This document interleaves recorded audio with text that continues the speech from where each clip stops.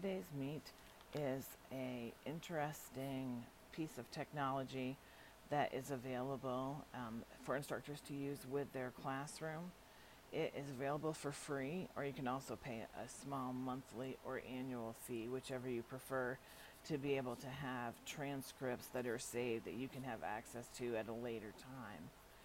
The website is www.todaysmeet.com, and I will log into my account.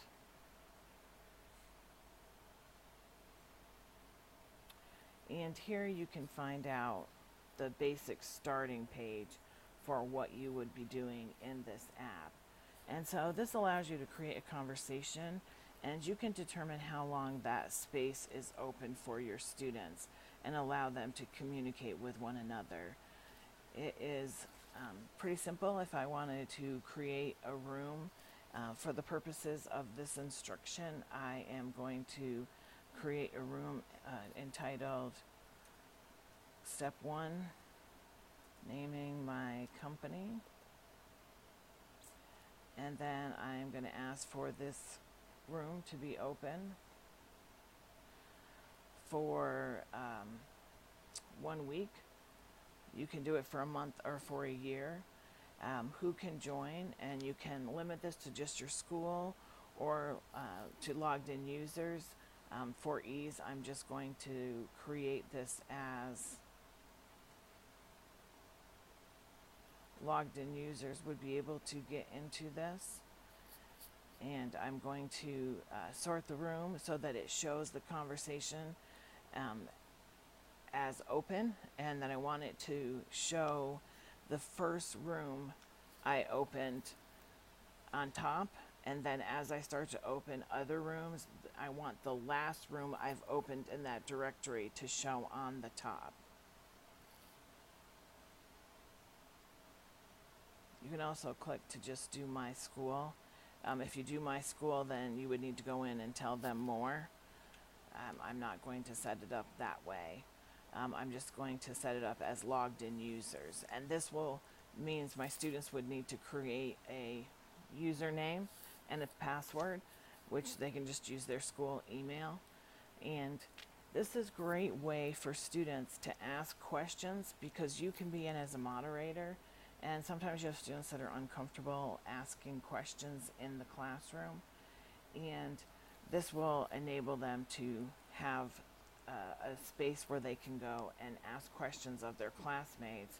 And as the instructor, and you're moderating, you can ensure that those answers given are accurate, and you can answer those questions yourself. It will also allow students to be able to ask further questions, because typically in the college setting, your class is 50 minutes or an hour and 15 minutes. So by the time you go through your lecture and your in-class discussion activity, it typically doesn't leave a lot of room for questions. You can also use this before a class.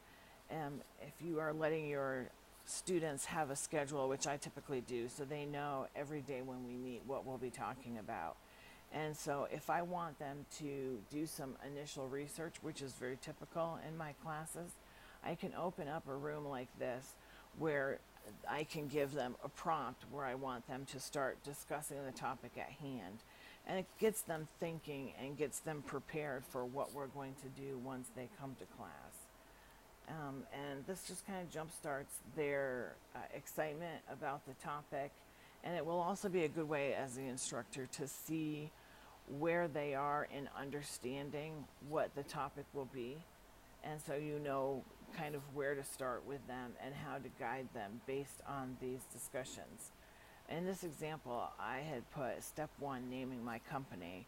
In one of the classes that I teach, there are different benchmarks that we use throughout the semester to complete a large project, and the students are divided up into teams.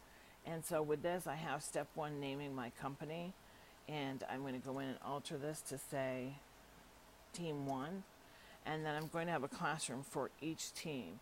And this will allow them after class to come back together and talk about naming their company. And we can do this for each step, and I'm able to go in and moderate what they're talking about, see if they're going in the right direction, give them some sort of guidance. And it also is a little bit easier for them to be able to work together as a group when they can't always have team meetings based on their work schedule or their class schedules. This is just another way for them to stay connected and to be able to move forward with my help. And so if you click on the question mark, they're going to give you some information about how you can set up room passwords if you want to make sure that you can control who is allowed in there. And it looks like to get a room password, we'll click on here, and your password protected rooms are so that they don't see any other accounts and they only see the things they're using.